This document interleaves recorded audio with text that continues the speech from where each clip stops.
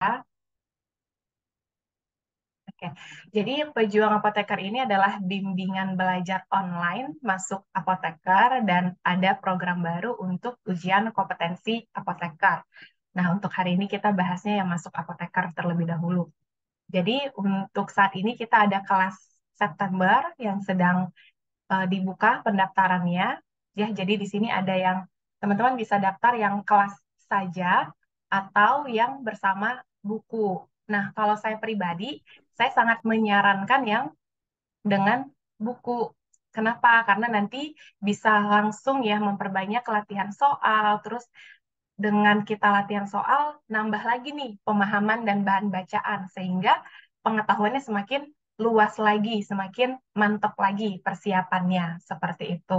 Jadi kalau teman-teman yang mau ikut join dengan paket belajar buku dan bimbingan online, teman-teman silahkan order terlebih dahulu bukunya, lalu nanti silahkan lakukan pembayaran dengan membayar 115.000.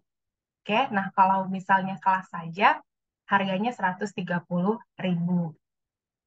Nah, untuk hal apa aja yang akan kita bahas, yang akan kita diskusikan untuk kelas September, ada sekitar 10 pertemuan. Jadi kita evaluasi ya teman-teman dari kelas-kelas sebelumnya. Memang kelas sebelumnya itu kita ada 13 kali pertemuan, tapi setelah kita diskusi tim, kita mengkerucutkan ya jadi 10 kali pertemuan yang lebih efektif dan efisien seperti itu. Jadi di sini selain materi, nanti kita akan ada diskusi juga bagaimana sih mencara yang profesional ya ketika nanti kalian di tahap wawancara. Oke, ini ada yang kecoret ya.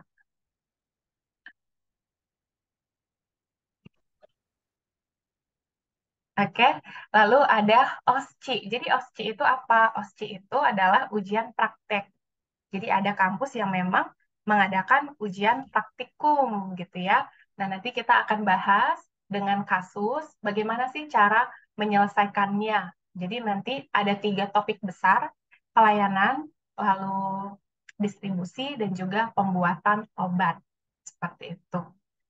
Oke, dan nanti di sini ada 2 kali pertemuan yang fokus membahas soal yang pernah keluar di ujian.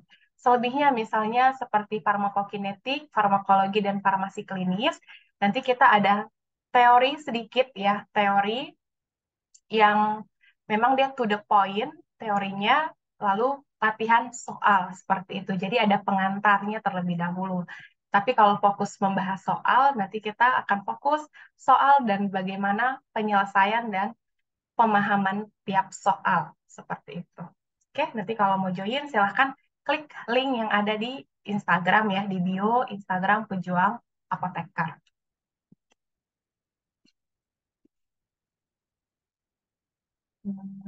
Gitu, seperti ini.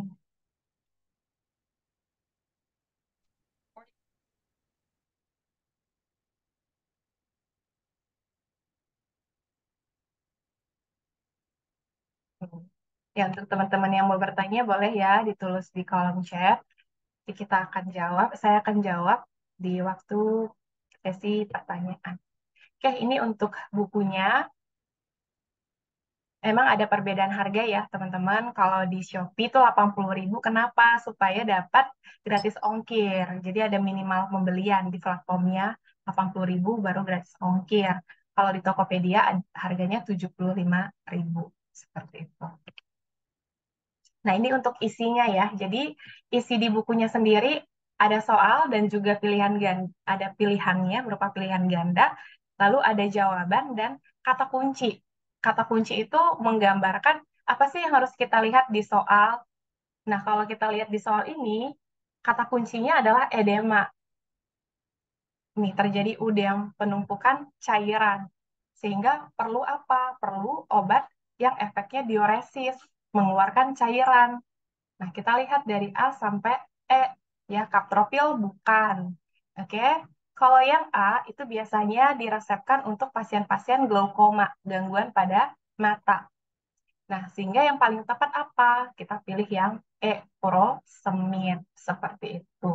Furosemid ini adalah diuretik kuat, ya, seperti itu. Jadi, Kalau mau baca lebih lengkap, kalian bisa buka di website sumber dari jawaban ini, gitu. Jadi sering juga ya yang diskusi dengan saya, nanya, Kak, kenapa soal ini jawabannya seperti ini, di buku ini jawabannya ini. Terus saya akan jawab, coba cek dulu literaturnya, seperti itu. Karena kan jawaban ini apalagi farmasi klinis, farmakoterapi, kita itu harus lihat literatur yang terpercaya seperti itu. Jangan hafalin jawaban-jawaban saja, tapi kita cek literaturnya seperti itu. Oke, nanti akan lebih detail di kelas. Kalau misalnya kalian join ya. Oke, ntar ya. Saya harus.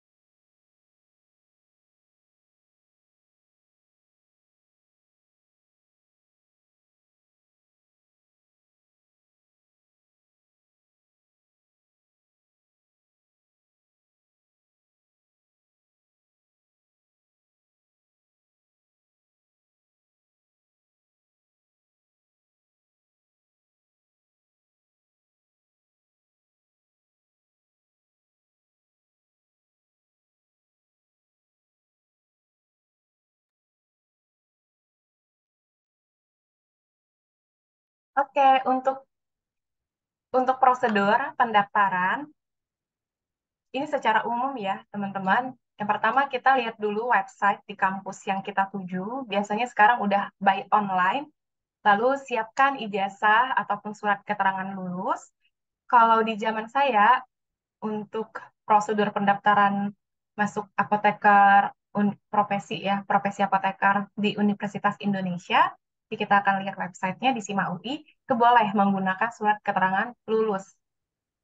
Lalu transkrip, nilai, program sarjana, lalu pada umumnya harus kita tuh punya sertifikat tes kemampuan akademik dan juga sertifikat tes kemampuan bahasa Inggris, lalu KTP, pas foto yang terbaru, kartu keluarga. Nah, memang kalau di bimbel kita itu tidak ada ya disediakan untuk persiapan tes kemampuan akademik dan bahasa Inggris. Kalau saya sendiri dulu belajarnya itu saya sendiri, belajar mandiri. Jadi saya beli buku, saya belajar sendiri. Kenapa saya belajar sendiri kalau saya merenung ya kembali? Karena sebenarnya konsep-konsep dasar TKA itu memang udah kita peroleh dari waktu kita masih SD ya. Jadi mengulang kembali, mengasah kembali dengan sekarang di usia kita yang sekarang, tentu seharusnya akan lebih cepat ya dalam kita menyelesaikan soalnya, kita bisa lebih memahami konsep sehingga kita bisa dapat cara cepatnya juga seperti itu. Jadi kalau yang TKA dan bahasa Inggris, pengalaman saya belajar sendiri, saya beli buku. Kalau yang bahasa Inggris saya beli buku yang ada kasetnya, CD-nya. Nanti saya latihan di situ seperti itu. Kalaupun misalnya kalian mau bimbingan, boleh banget ya untuk dalam pengetahuan ataupun semakin terasah seperti itu. Nah, kalau kita lihat ya, jadi kita lihat di kampus masing-masing. Nah, kalau di UI, teman-teman ini udah berpindah ya. Aduh.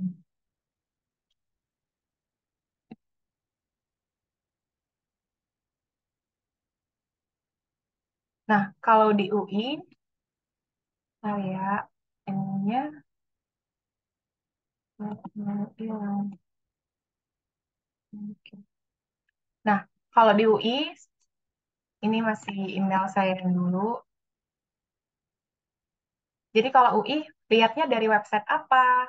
Lihat dari pendaftaran SIMAK UI. Kita masuk pendaftarnya itu dari SIMAK UI.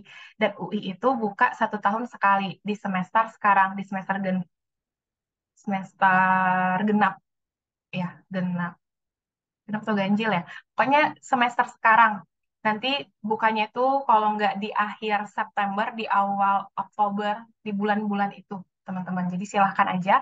Kalau kalian mau follow Instagramnya juga buka aja FFUI. Nah, itu kita lihat pendaftaran dari si- SIMAK UI. Ini websitenya. Ya, nah ini ada cara mendaftarnya. Kita buat account dulu. Terus kita di sini ada mengunggah foto, membuat pendaftaran, lalu verifikasi, berkas, mengupload berkas. Nanti di sini, ketika kita buka websitenya setelah buat account, akan ada tuh berkas-berkas apa aja yang harus disiapkan. Seingat saya dulu, surat keterangan tanda lulus itu boleh, transkrip, seperti itu. Lalu kita bayar, nanti kita akan dapat kartu ujian. Nah, kalau di zaman saya dulu, ujiannya itu online. Tapi setahu saya yang terakhir itu sudah offline ya ujiannya. Jadi ujiannya itu yang pertama adalah TPA, Bahasa Inggris, lalu nanti ada ujian kefarmasian yang diadakan oleh Fakultas Farmasi. Seperti itu yang terakhir. Nah, kalau misalnya kita lihat yang UMS ya. Nah, kalau misalnya UMS, sini sudah buka pendaftaran, tapi sudah close ya untuk yang non-alumni sampai tanggal 23 Agustus. Di sini ada linknya dan ada hal-hal yang perlu diperhatikan, terus berkas-berkas yang harus ada disiapkan. Nah, di sini ada ketentuan ya, berasal dari kalau yang misalnya di luar UMS ya, berasal dari program studi S1 Farmasi yang terakreditasi LAMPTKS. Berarti kalau misalnya pertanyaannya, kampus saya masih akreditasinya masih C, Kak, masih baik. Berarti boleh atau tidak? Boleh. Oke, intinya di sini terakreditasi LAMPTKS. Nah, dengan catatan belum memiliki prodi profesi apoteker. Seperti itu. Lalu usia ijazah S1 ini juga ada maksimal 3 tahun. Jadi dihitung misalnya kita lulus tahun berapa. Kalau kita mau coba tahun 2023 berarti kalau dia lulus di tahun 2018 udah nggak bisa lagi karena udah lebih dari 3 tahun seperti itu. Dan ada durasi ya, durasi menyelesaikan S1-nya itu maksimal 7 tahun. Oke, jadi ada syarat-syarat khusus yang memang harus diperhatikan juga.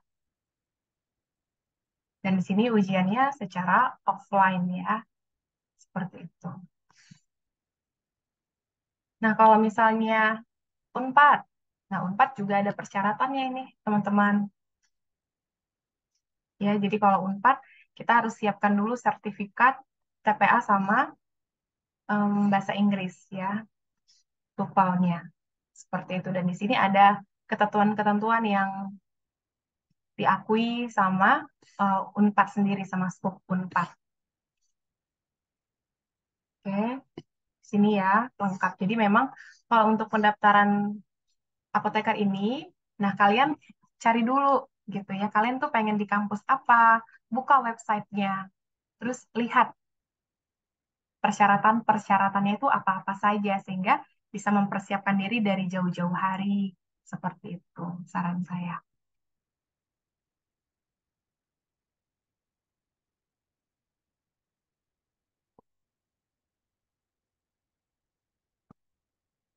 Oke, sepertinya sudah tidak sabar untuk bahas soal ya, jadi kita akan bahas soal. Oke, ya ini untuk persyaratan-persyaratan ya teman-teman, kita masuk ke intinya pertemuan kita hari ini.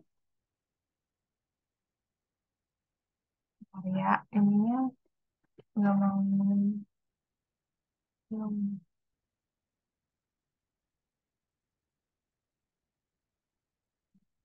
Ya, saya izin tutup kamera ya karena saya menggunakan one device. Oh my God.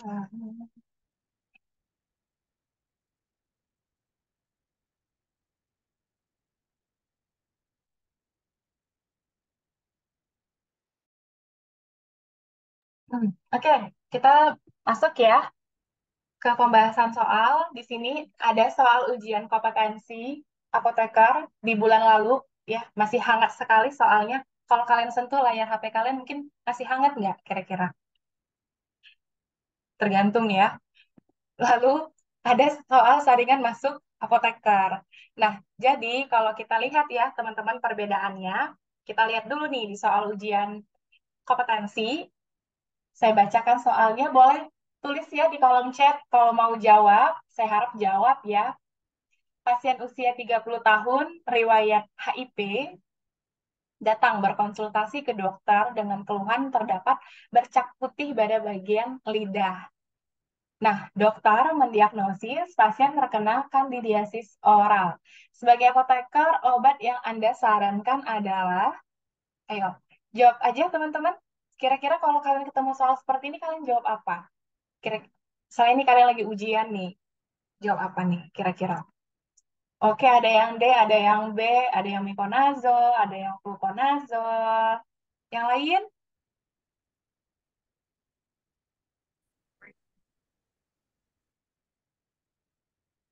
Oke, ada yang E, ada clindamycin. Kalau clindamycin biasanya untuk apa tuh? Jerawat ya.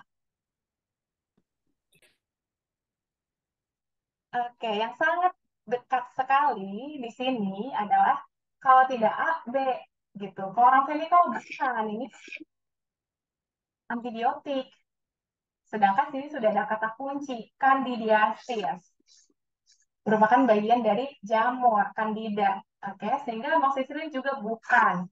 Clindamycin juga bukan. Berarti antara A sama B. Ya, betul ya, ini sudah banyak yang benar. Jawabannya adalah yang B, fluconazole. Oke, di sini kita lihat, nah, pasiennya punya riwayat HIV. Pasien-pasien yang punya riwayat HIV, teman-teman, sistem imunnya itu turun ya, imunitasnya itu lemah. Kenapa? Karena virus HIV itu sendiri menyerang sistem imun yang namanya CD4. Jadi CD4 ini adalah tempat berikatannya virus HIV gitu. Sehingga apa yang terjadi? Menurun nilai CD4-nya. CD4 ini apa? Bagian dari sistem imun. Nah, karena dia menurun, yang seharusnya mikroorganisme tersebut memang ada di dalam tubuh kita dalam jumlah yang kecil, tapi karena tidak ada perlawanan, jadi kan sistem imun kita itu seperti polisi ya, polisi yang menjaga tubuh kita, gitu ya, yang berperang. Nah, ada mikroorganisme nih yang seharusnya diperangi oleh si CD4. Ternyata jumlah CD4-nya sudah sedikit, sehingga musuh nggak bisa berantas gitu ya. Sehingga apa yang terjadi? Terjadilah infeksi kandidiasis oral. Jadi ini disebut juga infeksi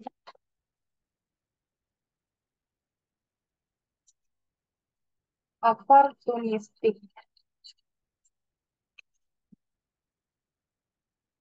Oke. Nah, infeksi oportunistik ini kalau misalnya dia masih ringan, kita berikan apa obatnya? Suspensi nystatin. Kalau misalnya dia sedang sampai berat, ya, ringan. Kalau misalnya dia sedang sampai berat, kita berikan obatnya apa? Fluconazole. Nah, kita tahu ini tuh dari mana, gitu kan? Kita tahu nih, tahu maksudnya itu adalah kita tahu bahwa kalau kandidiasis oral ini obatnya kalau ringan suspensi ringan. Sorry, suspensi nistatin. Kalau misalnya sedang sampai berat, fluconazole. Kita lihat di literatur apa? Nah, kita lihat, oke, dapur yang sampingnya ya.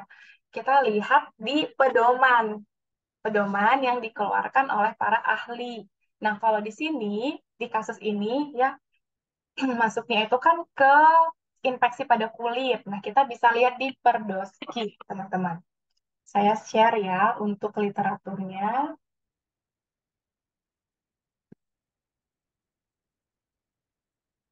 Mungkin yang ada kegiatan, kita nanti akan upload juga hasil diskusi kita ini di YouTube. Nanti kalian bisa lihat yang mungkin nggak bisa mengikuti sampai akhir ya.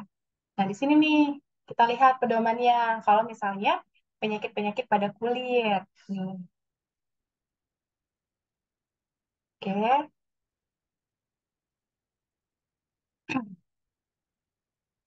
saya coba share ya untuk kalian bisa baca lebih banyak lagi. Kelas sama ya.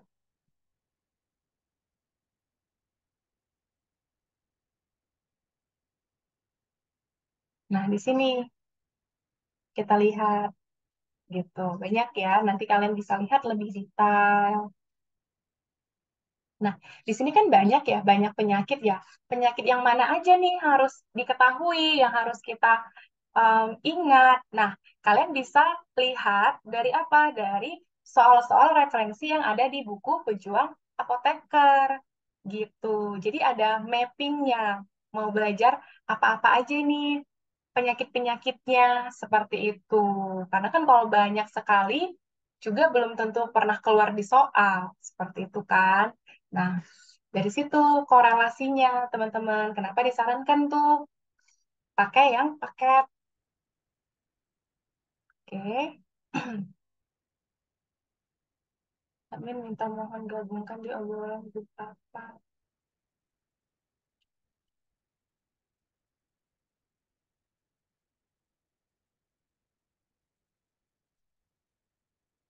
Oke, nanti untuk literatur-literatur ini kita akan buat di Google Drive yang akan kita share ya di Instagram. Jadi teman-teman bisa download di situ juga ya. Karena adminnya ini keluar, Mbak. Saya agak bingung juga nih untuk menggabungkan di obrolan grup rapatnya. Bingung saya juga.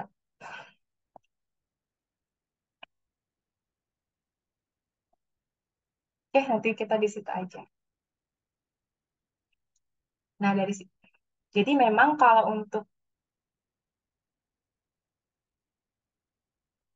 untuk soal-soal kasus di farmakoterapi, nah kita menggunakan pedoman-pedoman tata laksana.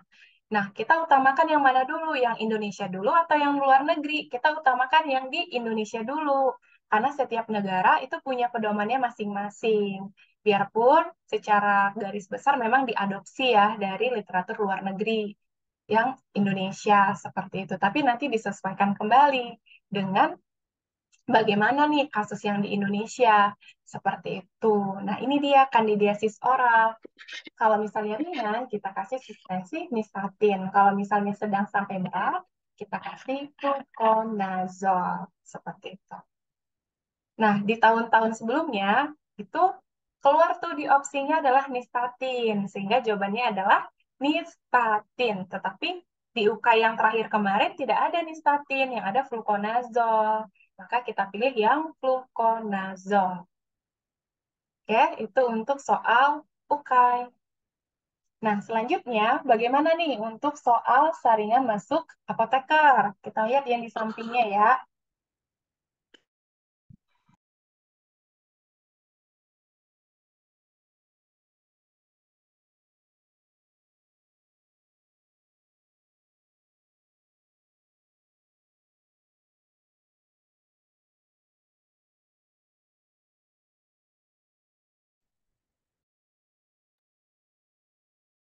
Nah, kalau yang di sampingnya, saya bacakan soalnya.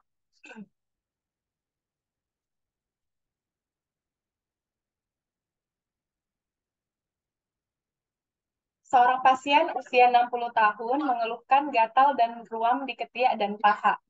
Terlihat bercak putih di permukaan kulit. Sebagai apoteker, obat apakah yang akan Anda sarankan? Nah, teman-teman, kalau ketemu soal seperti ini, kalian kasih apa? Anti jamur, inflamasi, anti gatal, antibiotik, atau anti nyeri? Kata kuncinya yang pertama adalah gatal dan ruam di ketiak dan paha. Ini adalah bagian-bagian dalam tubuh yang kondisinya itu lembab. Lalu terdapat bercak putih di permukaan kulit.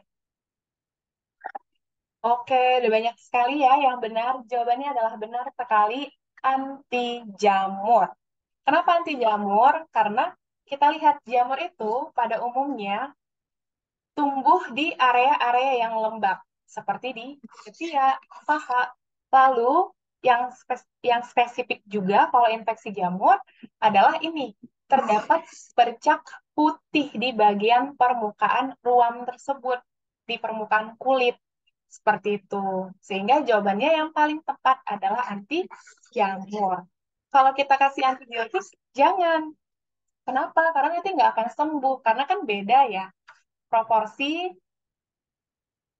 penyusun bakteri dengan penyusun jamur. Seperti itu. Oke? Nah, bisa saja teman-teman di soal saringan masuk apoteker, soalnya diubah gitu. Yang ditanyakan apa? Kalau misalnya di soal UKAI, kita diminta nih, regimen terapi obatnya apa? Fluconazole. Di saringan masuk apoteker, bisa saja nanti ditanya mekanisme kerja dari fluconazole. Farmakologinya ditanya seperti itu. Nah, fluconazole ini dia bekerja dengan menghambat ya, menghambat yang namanya pembentukan atau sintesis dari ergosterol gitu. Jadi fluconazole ini menghambat sintesis ergosterol. Nah, ergosterol ini diperlukan oleh jamur untuk apa? Untuk pembentukan yang namanya membran sel.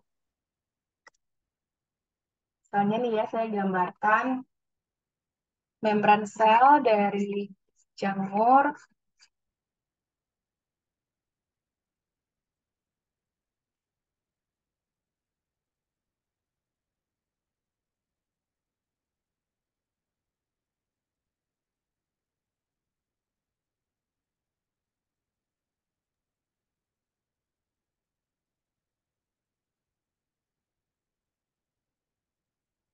Sorry.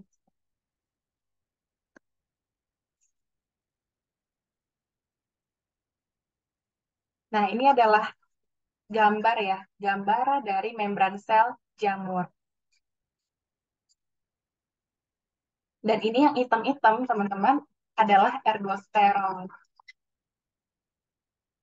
Oke, nah kalau ergosterol ini dihambat pembentukannya, artinya tidak ada. Apa yang terjadi di sini? Jadinya bolong. Apa yang bisa terjadi? Keluar isi dari dalam jamurnya, sehingga jamur penginfeksinya bakalan mati. Seperti itu. Jadi kalau di soal saringan masuk apoteker ini, soalnya tuh cukup beragam ya, mulai dari bisa saja ditanyakan golongan obatnya, mekanisme kerjanya, terus kita diminta untuk memilihkan regimen terapi, tapi masih di tahap kita kasih apa nih? Masih di tahap golongan obatnya, belum di tahap zatnya apa, seperti itu. Jadi memang kalau soal masuk apoteker ini sangat luas sekali ya, sangat beragam sekali, seperti itu. Oke, nah ini contohnya ya. Kalau misalnya di infeksi jamur. Nah, kita lihat ya di soal berikutnya. Kalau ada yang mau didiskusikan, ditanya silahkan ya. Oke, di soal berikutnya adalah masih di topik farmakoterapi di materi hipertensi. Oke, nah di soal ujian kompetensi apoteker di tahun 2018, pasien hipertensi selama 10 tahun dan mengkonsumsi hidroklortiazid. Jadi pasiennya udah punya riwayat hipertensi dan dia sudah mengkonsumsi hidroklortiazid. Nah, pada pemeriksaan terakhir, tekanan darah pasien adalah 150 per 90 mmHg dan ditemukan protein urea. Sebaiknya diberikan obat apa yang tepat? Nah, ini UKAI tahun 2018. Lalu, di ujian saringan masuk apoteker, kita lihat. Pasien 50 tahun memiliki tekanan darah 150 per 90 mmHg. Pasien memiliki riwayat hipertensi diabetes melitus. Obat apa yang tepat? Nah, kalau ini grade kesulitannya itu sama gitu ya. Kenapa bisa sama? Karena sama-sama hipertensi, pasiennya hipertensi digambarkan hipertensi dan juga punya komorbid, penyakit yang lain, penyakit penyerta. Ya, di soal UKAI pasiennya hipertensi dan juga Dan juga di sini terdapat protein urea. Nah, kira-kira boleh jawab di kolom chat, kalau di urin kita ada protein, kira-kira yang bermasalah itu organ apa, teman-teman? Hati atau ginjal? Oke, sudah ada yang jawab. Kalau misalnya di urin kita ada protein yang bermasalah, hati atau ginjal, boleh jawab di kolom chat. Oke, betul. Urin, ginjal, Kak. Ya, betul ya. Ginjal yang bermasalah. Berarti di sini penyakit penyerta pasien apa? Ada gangguan pada ginjal. Itu untuk soal UKAI. Nah, kalau soal apoteker, masuk apoteker, hipertensi dengan diabetes mellitus gitu. Oke. Nah, kalau di soal UKAI 2018, jawabannya apa, teman-teman? Hipertensi dengan gangguan pada ginjal? Oke, hipertensi dengan gangguan pada ginjal. Ada yang jawab B, ada yang jawab A. Oke, betul ya. Jawabannya adalah yang B, lisinopril. Kalau hipertensi dengan diabetes mellitus, satu golongan yang sama ini jawabannya. Ya, betul. Kaptropil yang D. Nah, kita pakai literatur apa ini? GNC 8. Oke. Ya, betul ya, teman-teman. Nah, ini literaturnya. Jadi, kalau misalnya pasien hipertensi dengan penyakit penyerta, gangguan pada jantung, gagal jantung, terus post impact miokard, lalu diabetes, CKD, ini adalah CKD, gangguan pada ginjal. Nah, kita kasih first line terapinya adalah golongan ACI, angiotensin converting engine inhibitor. Contoh obat, Astagfirullahaladzim. bentar ya, ini ada yang bocor ya suaranya ya. Contoh obatnya adalah captopril, lisinopril, ramipril, gitu. Yang belakangnya ada pril-prilnya keluarganya. Jadi ACI inhibitor ini, obat-obat itu akan menghambat enzim ini, AC. AC ini adalah enzim yang mengubah angiotensin 1 menjadi angiotensin 2. Nanti angiotensin 2 ini punya efek menyebabkan vasokonstriksi, sehingga harus diubah gitu. Jadi first-line terapinya, baik itu dia punya penyakit penyerta diabetes, penyakit penyerta gangguan pada ginjal, itu adalah golongan ACI.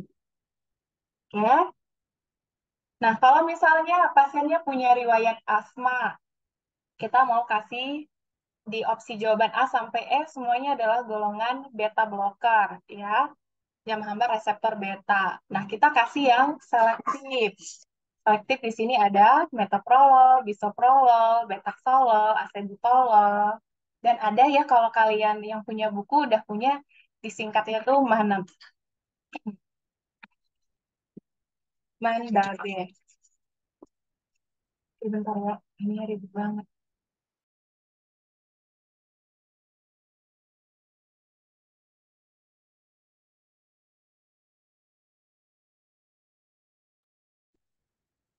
M-nya adalah metoprolol, A-nya adalah atenolol, nebivolol, bisoprolol, acebutolol, betaxolol, dan esmolol. Jadi kalau pasien hipertensi, punya penyakit asma, kita harus kasih yang selektif. Untuk penjelasan lebih lengkapnya, ada di kelas September ya. Nah, kalau untuk yang hamil, teman-teman, kita pakai yang pedoman dari Indo. Nah, ini obat lini pertamanya adalah labetalol, metildopa, dan nifedipin. Oke, nah kita lihat apakah ini berurutan. Tidak, kita lihat di sini level atau tingkat pembuktian. Metildopa itu grade-nya B. B itu gimana? Jadi dia berasal dari data suatu penelitian acak berganda atau beberapa penelitian gitu ya yang terkait penyakit kardiovaskular pada kehamilan. Sedangkan yang C, dia data berasal dari konsensus opini para pakar penyakit kardiovaskular. Jadi kalau ada ketiga jawaban ini, pasien hipertensi dan juga sedang hamil, Maka kita kasih apa? Metil dopa. Karena lethalnya, tingkat pembuktian yang lebih tinggi dibandingkan levetol dan CC, golongan CCB. Seperti itu. Seperti itu. Jadi harus banyak baca literatur juga ya. Jadi kalau kalian mau baca lebih lengkap, kalian bisa download. Ketik aja. Ini keywordnya langsung keluar di Google. Oke, kita lanjut ke soal berikutnya. Saya izin sebentar minum ya, teman-teman.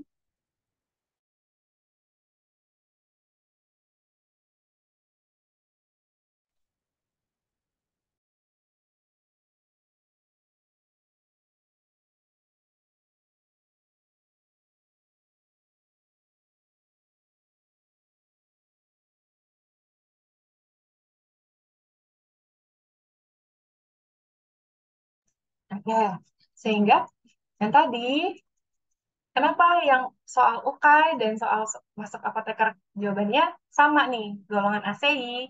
Karena first line terapinya memang kalau hipertensi dengan hampir keseluruhan penyakit penyerta itu adalah ACI. Kalau nanti dia terkena efek samping, batuk kering, kita ganti ke golongan ARB. Contohnya apa? Sartan, sartan, seperti itu.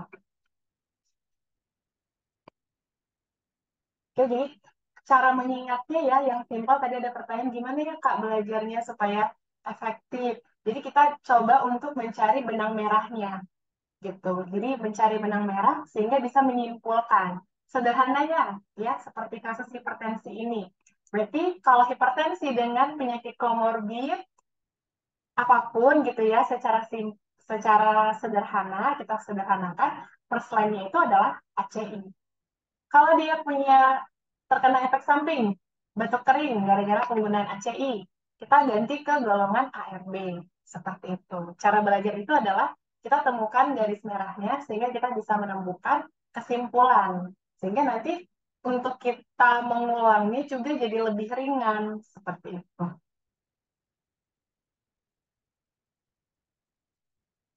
Baru kita masuk ke soal berikutnya. Ini adalah soal hitung-hitungan. Oke, udah ada yang jawab nih ya, sepertinya ya. Oke. Oke, kita masuk ke soal hitung-hitungan. Di sini grade kesulitannya sama ya, teman-teman. Sama-sama kita akan menghitung tetes per menit laju infus. Oke. Nah, untuk soal TOUK 2018, seorang pasien mendapatkan infus metronidazole 500 mg. Sediaan yang tersedia adalah infus 500 mg di dalam 100 mili. Nah, berarti kalau kita mau kasih pasien infus metronidazole 500 mili ini, berapa volume yang kita berikan? 100 mili. Karena di dalam 100 mili terdapat 500 miligram metronidazole. Nah, cairan infus harus dihabiskan selama 1 jam. Dokter meminta bantuan apoteker untuk menghitung laju infus, di mana di sini dikasih tahu ya faktor penyetaraannya. 1 mili setara 20 tetes. Pertanyaannya, berapa tetes per menit laju infus tersebut? Oke, kita dari sini kita olah, kita cari. Berapa tetes per menit? Berarti diminta satuannya adalah tetes per menit. Nah, yang bisa kita ubah di sini yang pertama adalah ini volume. Volume ini satuan mili kita ubah ke tetes. 1 mili 20 tetes. Kita mau kasih pasien berapa mili? 100 mili. Kenapa 100 mili? Karena di dalam 100 mili ada metronidazole 500 miligram. Oke, kita mau kasih 100 mili. Sehingga 100 mili ini berapa tetes? Kita kali silang 100 dikali 22.000. Gitu berarti di sini kita tulis 2.000. Kenapa 2.000? Karena nanti kita akan beri sebanyak 100 mili. 100 mili itu sama dengan 2.000 tetes. Per waktu dalam satuan menit. Kita akan berikan 1 jam. 1 jam itu berapa menit? 60 menit. 200 dibagi 6, 33,3 ya. Sehingga jawabannya kita bulatin menjadi 33 tetes per menit. Gitu caranya. Yang D. Oke, sudah banyak yang benar ya. Kalau seperti itu, dengan cara yang sama, teman-teman boleh nih kerjakan soal yang di sampingnya. Soal saringan masuk apoteker. Seorang apoteker akan mempersiapkan suatu resep memerlukan 1000 mili infus dextrose untuk diberikan selama 8 jam. Dengan pemberian intravena yang diatur untuk menghantarkan 10 tetes per mili. Berapa tetes per menit yang harus dihantarkan kepada pasien tersebut? Oke, sudah banyak juga yang jawab. Jawabannya adalah B, 21. Ya, caranya sama. Kita tulis aja dulu, teman-teman. Tuh ya, tetes per menit. Kita tulis tetes per menit. Nah, tetes ini kita cari berapa volumenya yang akan diberikan. Tetes ini temannya adalah mili, gitu. Mili yang akan kita ubah ke konversikan ke jumlah tetes infus. Berapa mili? 1000 mili. 1000 mili, berapa tetes? Kan itu ya pertanyaannya. Nah, di sini, teman-teman, diaturnya itu 10 tetes untuk 1 mili. 10 tetes per mili. Berarti 1 mili sama dengan 10 tetes. Kalau 1000 mili berapa tetes? Berarti kita kali silang. 1000 dikali 10. 10.000. Gitu. Berarti ini adalah 10.000 tetes. Dibagi menit. Di sini berapa lama? 8 jam. 1 jam 60 menit. Berarti kalau 8 jam, ini kita kali ya. 8 dikali 6, 48. 480 menit. Berarti 10.000 dibagi 480. Maka hasilnya adalah 20,8 tetes per menit dibulatin menjadi 21 tetes per menit. Seperti itu. Sehingga jawabannya adalah yang B. Jadi kalau ada soal konversi seperti ini, silakan ubah dulu ya volumenya ke tetes. Lalu waktunya ke menit, kalau misalnya per menit. Kalau per detik, ubah ke detik. Seperti itu caranya. Ini dikali silang ya. 100 dikali 20. Ini juga dikali.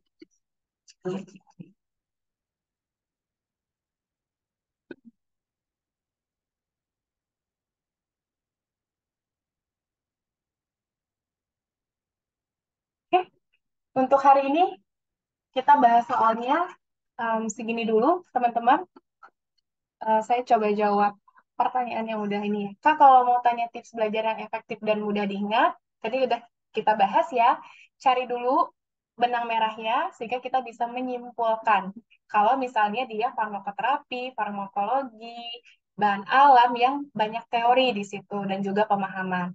Tapi kalau misalnya hitung-hitungan, harus tahu rumus, jadi hafalkan rumusnya dan latihan soal. Silahkan teman-teman diulang. Misalnya soal yang pertama kita kerjain masih salah, kerjain lagi gitu, kerjain lagi sampai benar. Diulang-ulang aja, lama-lama nanti bakalan ingat karena kita udah punya habit gitu ya, kebiasaan, udah terekam di kepala kita seperti itu. Terus udah ketutup ini. Ah, benar, mana ya ini? Kalau sertifikat itu gimana dapatnya Kak? Dan gimana? Kalau sertifikat TPA tuh gimana dapatnya? Tadi ya, kalau misalnya kita buka websitenya em,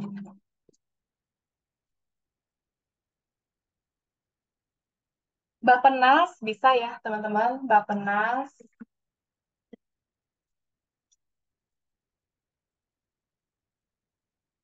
Bappenas, ini juga secara nasional. Ini ketutupan.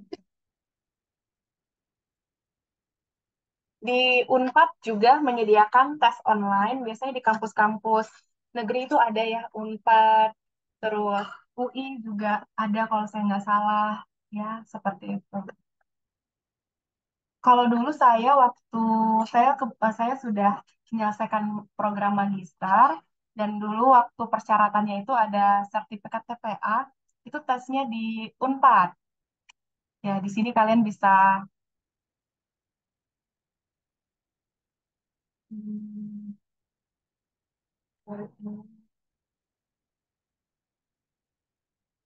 bentar ya. Nah, di sini nih bisa ya TKA online nih, masih bisa seperti itu. Terus, Kak, untuk UK pengerjaannya dikasih berapa jam? Untuk UK ya? Oke, kalau untuk ujian kompetensi apoteker, 200 soal, 200 menit ya. Jadi sekitar berapa tuh? 3 jam, 20 menit. Ya, jadi satu soal 1 menit. Kalau untuk UK ya, ujian kompetensi. Kalau untuk soal saringan masuk apoteker juga, biasanya konversinya seperti itu. Satu soal, 1 menit. Ya, ini untuk jawab yang TKA, ini ya bisa di sini, di Unpad, ataupun di Bappenas juga bisa. Yang diakui oleh kampusnya, jadi buka website kampusnya, kira-kira diakui kampusnya itu di lembaga apa aja, gitu. Kenapa nih ya?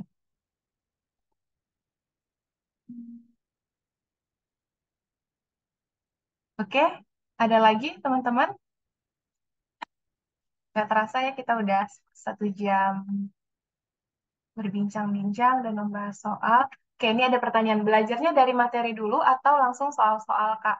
Kalau saya dulu ya mempersiapkan masuk apoteker, saya dari soal. Jadi dari soal, karena dari soal itu saya kembangkan gitu ya. Misalnya, contohnya yang ini tadi.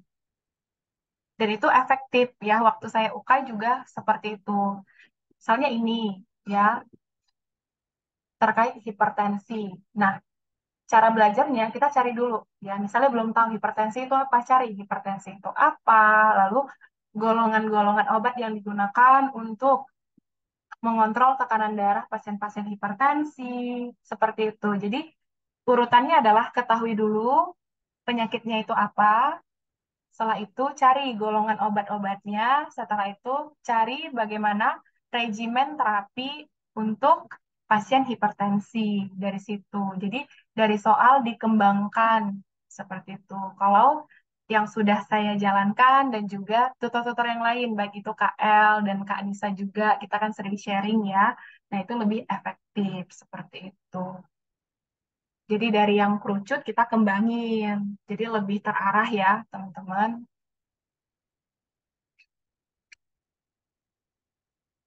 Kak, kalau untuk mendapatkan sertifikat TOEFL, bisa ikutnya di mana?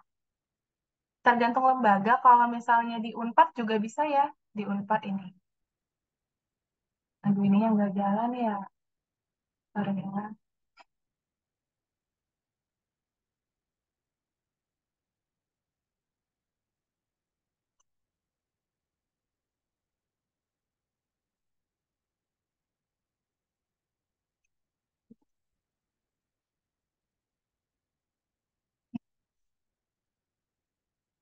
Oke, nah ini. Nih, bagi yang berminat ingin mengikuti TKBI online, nah diselenggarakan oleh Pusat Bahasa Unpad. Kita bisa akses di sini, seperti itu. UI juga ada, biasanya kampus-kampus negeri ada. Ini untuk TOEFL, untuk TPA. Silakan ya, dibuka aja di websitenya.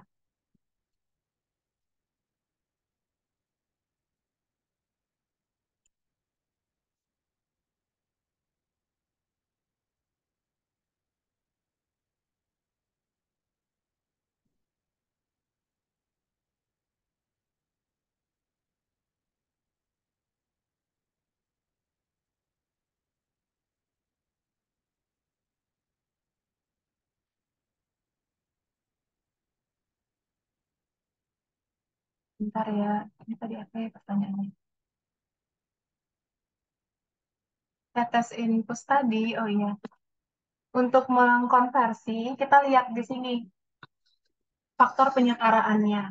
Ya, jadi di sini 1 mili setara 20 tetes. Kalau di sini 10 tetes per 1 mili.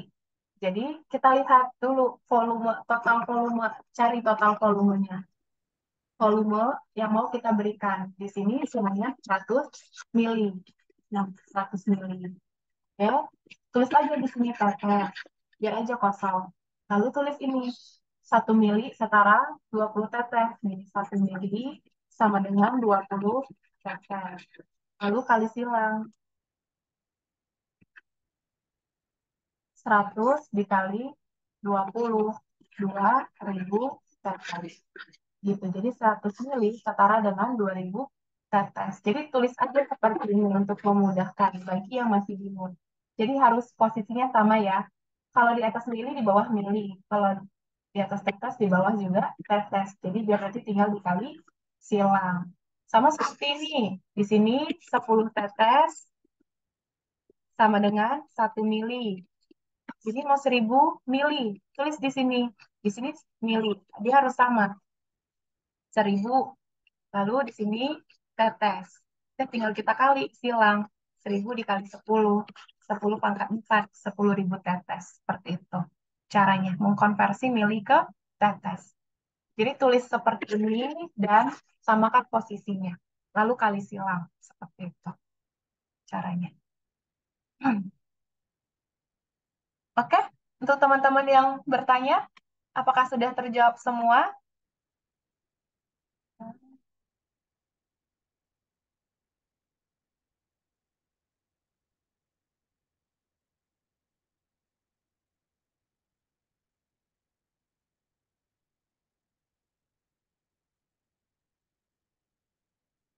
Oke, kalau sudah, teman-teman, ya, ini untuk materi-materi yang akan kita bahas di kelas September ya, untuk farmasi komunitas, kita akan membahas HJA, lalu bagaimana menghitung persediaan di apotik, farmakoekonomi, peraturan kefarmasian, evaluasi dan perhitungan resep, swamedikasi. Untuk semi-solid, kita akan belajar ekseptien, lalu stabilitas sediaan semi-solid, evaluasi sediaan semi-solid, dan perhitungan bahan-bahan ya. Biasanya ini menghitung nilai HLB. Untuk formulasi sediaan solid hampir sama seperti semi solid ya. Kita akan belajar eksepien tablet, metode pembuatan dan produksi, lalu evaluasi sediaan tablet, lalu solusi ya dan juga masalah pada pembuatan tablet. Dan juga nanti ada materi industri farmasi, klasifikasi ruangan produksi, dan sistem tata udara dengan kakak tutornya apoteker L.